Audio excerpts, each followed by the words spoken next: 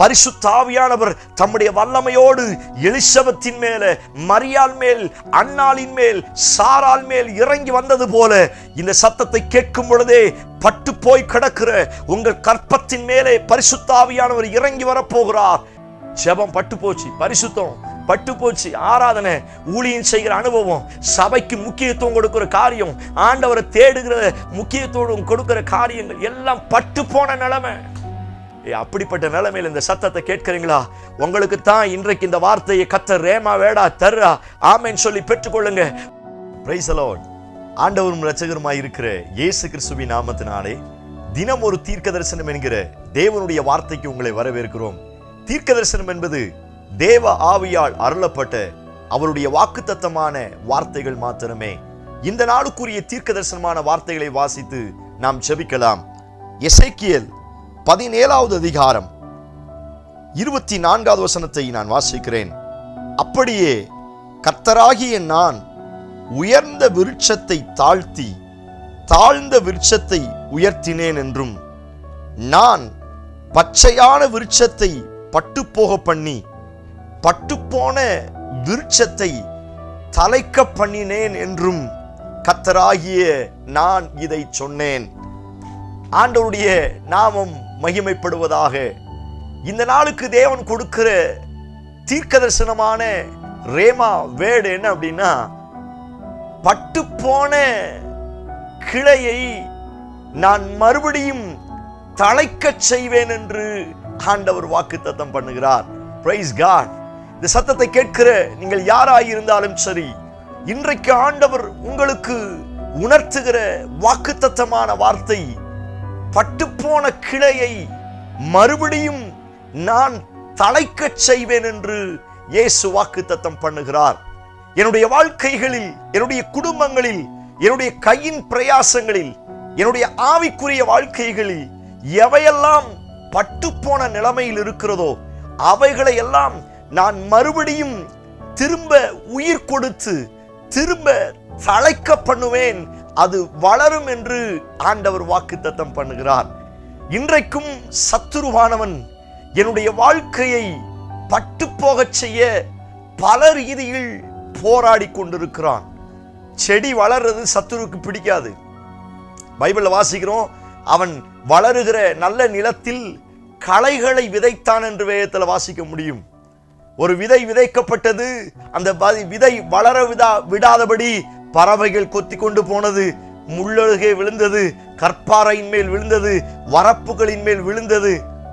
இதெல்லாம் எதை காண்பிக்கிறது என்று சொன்னால், நான் வளருவது, நான் தலைத்து நிற்பது சத்துருவுக்கு ஒரு நாளும் பிடிக்காது.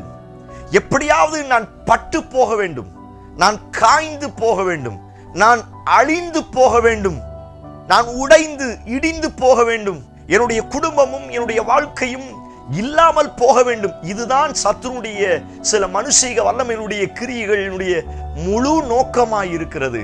ஆனால் நீங்களும் நானும் ஆராதிக்கிற நம்முடைய ஆண்டவராய் இயேசு கிறிஸ்து அப்படி அல்ல.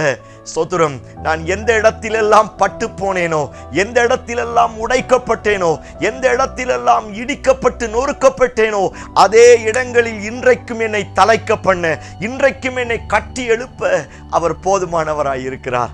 எத்தனை பேர் இந்த வார்த்தைக்கு ஆமேன்னு சொல்றீங்க? உங்க வாழ்க்கையை, உங்களுடைய குடும்பங்களை அல்லது உங்களுடைய பிள்ளைகளுடைய வாழ்க்கையை சத்துரு பட்டு போன நிலைமையில வச்சிருக்கிறானா? நிறைய பேர் சொல்லுகிற வார்த்தை, திருமணமா இவ்வளவு வருஷம் ஆச்சு, ஸ்தோத்திரம், எங்களுக்கு சரியான குழந்தை இல்ல, கர்ப்பப்பையில கட்டி இருக்குங்கிறாங்க, இன்னும் நிறைய ப்ராப்ளம் டாக்டர் சொல்றாங்க.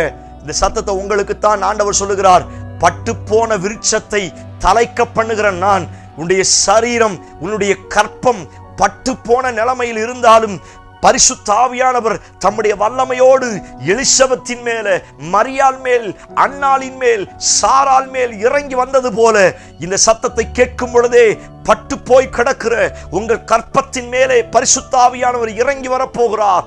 Price God. பட்டு போன சில கற்பங்கள் எல்லாம் மறுபடியும் தலைக்க போகிறது. இந்த வார்த்தையை கர்த்தர் உங்களுக்கு தீர்க்க தரிசனமாய் ரேமா வார்த்தையாய் சொல்லுகிறார். ஒருவேளை உங்களுக்காக அல்லது உங்க குடும்பத்தை சார்ந்த உங்களது நண்பர்களை சார்ந்த யாராவது குழந்தை இல்லாமல் இருக்கிறார்களா?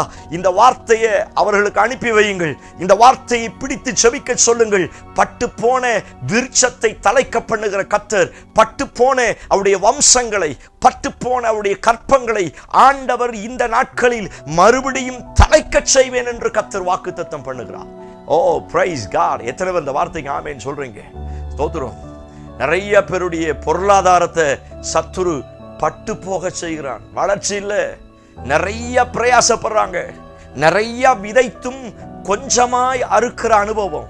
நிறைய பிரயாசப்பட்டும் பலனை பெற்றுக்கொள்ள முடியல. நிறைய வேலை பார்க்குறாங்க, அதை பண்றாங்க, இதை பண்ண, எல்லாம் எத்தனை பண்ணி எவ்வளவு காரியங்கள் பண்ணாலும் ஸ்தோத்திரம் அவருடைய பிஸ்னஸ்ல, அவருடைய கையின் பிரயாசத்துல, அவருடைய பொருளாதாரத்துல ஏதோ ஒரு மந்த நிலைமை, ஏதோ பட்டு போன நிலைமை. அப்படிப்பட்ட நிலைமையில் இந்த சத்தத்தை கேட்கிறீங்களா? ஆண்டவர் உங்களை பார்த்து தான் அந்த வார்த்தையை தீர்க்க தரிசனமாய் சொல்லுகிறார்.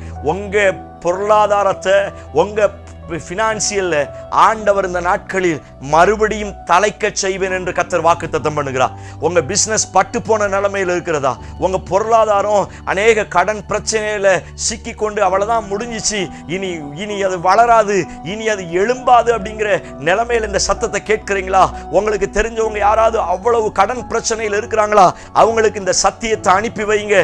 ஆண்டவர் சொல்லுகிறார், பட்டு போன அவங்களுடைய பிசினஸ், பட்டு போன அவருடைய பொருளாதார நான் மறுபடியும் தலைக்க செய்வேன் என்று கர்த்தர் வாக்குத்தத்தம் பண்ணுகிறார்.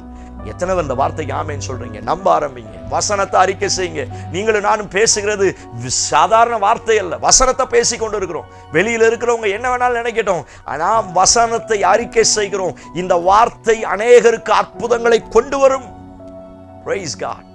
அநேகருடைய வியாதி, அநேகருடைய சரீரத்தை பட்டு போன நிலைமையில வைக்கிறது. செயல்பட முடியல. ஒரு சிலருக்கு சின்ன சின்ன வியாதி வந்துருச்சுன்னா அவங்களால ஆக்டிவா இருக்க முடியல. அவ்வளவுதான், இனி என்னால செயல்பட முடியாது. ஆரம்ப நாட்கள்ல இருந்து பலன் என்கிட்ட போயிருச்சு, இனி என்னால எழுந்திருக்க முடியாது. என்னுடைய சரீரம் பட்டு போன நிலைமை ஆயிருச்சு.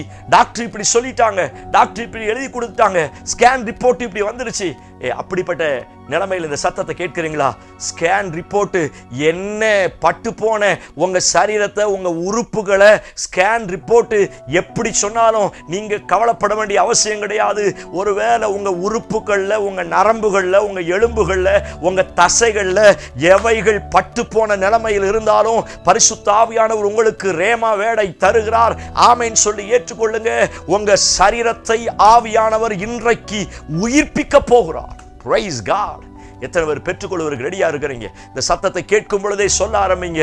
ஸ்தோத்திரம். ஆண்டவரே, பட்டு போன இந்த சரீரத்தை, இந்த வியாதியின் சரீரத்தை, இந்த விருட்சத்தை நீ திரும்ப முளைக்க பண்ணும். சொல்ல சொல்ல தேவனுடைய அபிஷேகம் இப்பொழுது இறங்கி உங்களை பலப்படுத்துவதாக.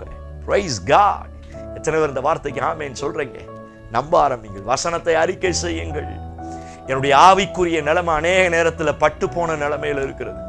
ஆரம்ப நாட்கள்ல நல்ல ஜெபம், நல்ல தரிசனம், நல்ல அபிஷேகம், அந்நிய பாஷை, ஸ்தோத்திரம், ஊழியம் செய்கிற அனுபவம், தரிசனம், வாக்குத்தத்தம், தேவனுடைய வார்த்தையை கேட்கிற அனுபவம். ஆனால் இன்றைக்கு காலங்கள் செல்ல செல்ல, வசதிகள் வாய்ப்புகள் பெருக பெருக, அல்லது வேலையின் பளு அதிகரிக்க அதிகரிக்க, என்னை அறியாமலே அநேக நேரத்தில் நம்முடைய ஆவிக்குரிய வாழ்க்கை பட்டு போன நிலைமையில் மாறிவிடுகிறது.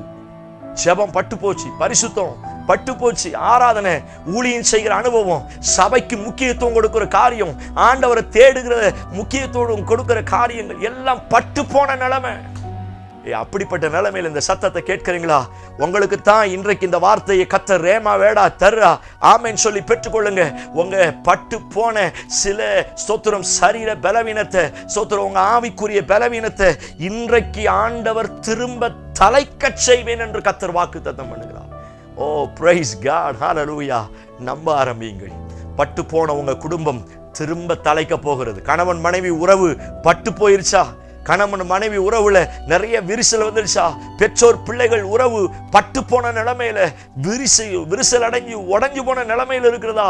ஆண்டவர் சொல்லுகிறார், உங்க கணவன் மனைவி, உங்க பிள்ளைகள் பெற்றோருடைய உறவை நான் மறுபடியும் தலைக்க பண்ணுவேன். Praise God! உங்க பிள்ளைகளால சரியா படிக்க முடியலையா? உங்க பிள்ளைகளால நெக்ஸ்ட் லெவலுக்கு போக முடியலையா? உங்க பிள்ளைங்க ஆவிக்குரிய ரீதியில வளர முடியலையா? பிள்ளைகளுக்காய் கண்ணீர் வடிக்கிறீங்களா? ஆண்டவர் சொல்லுகிறார், உங்க பிள்ளைங்களுடைய வாழ்க்கையில எந்தெந்த பார்ட்டை எல்லாம் அவன் பட்டு போக செய்தானோ அந்த பார்ட்டை எல்லாம் நான் மறுபடியும் முளைக்க செய்வேன், தலைக்க செய்வேன் என்று கர்த்தர் சொல்லுகிறார். கண்களை மூடி என்னோடு சேர்ந்து ஜெபிங்க. Praise God in Jesus name. Hallelujah. இந்த வசனத்தை அறிக்கை செய்ய ஸ்தோத்திரம். பட்டு போன சில பகுதிகள் எல்லாம் இப்பொழுது தலைக்க போகிறது. Praise God. Hallelujah. பட்டு போன பகுதியெல்லாம் தலைக்கப்படுவதாக. ரீமானா ஷாதா ராமானா. இந்த சத்தத்தை கேட்டு யாரெல்லாம் செபிக்கிறார்களோ அவருடைய குடும்பத்தில், பிள்ளைங்க வாழ்க்கையில, எதிர்கால வாழ்க்கையில, தரிசனத்தில், ஆவிக்குரியத்தில், ஆண்டவரே வியாதியில, ஸ்தோத்திரம், சரீர பலவீனத்தில், பொருளாதாரத்தில் எந்தெந்த பகுதியெல்லாம் பட்டு போன நிலைமையில் இருக்கிறதோ அவைகளை கர்த்தர் இன்றைக்கு திரும்ப தலைக்க செய்வீராக. இயேசுவின் நாமத்தினால இன்றைக்கு திரும்ப தலைப்பதாக என்று நான் ஜெபிக்கிறேன். எஸ் லார்ட், இந்த வார்த்தையின் வல்லமை அவருடைய வாழ்க்கையை பலப்படுத்துவதாக. பட்டு போன யோபினுடைய வாழ்க்கையை, பட்டு போன யோசேப்பினுடைய வாழ்க்கையை, பட்டு போன மோசேயினுடைய அபிஷேகத்தை மறுபடியும் திரும்ப தலைக்க செய்தது போல என் ஜனத்தினுடைய வாழ்க்கை மறுபடியும் தலைக்கப்படுவதாக. Praise God in Jesus name.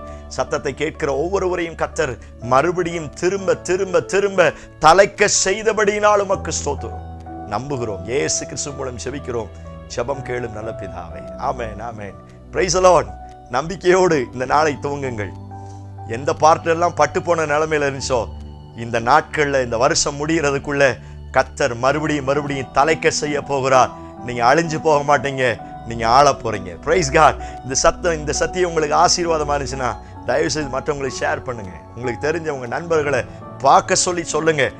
இந்த வார்த்தை அவங்க குடும்பத்தையும் தலைக்க செய்ய வல்லமை உள்ளதா இருக்கிறது. Amen. Praise the lord. God plus.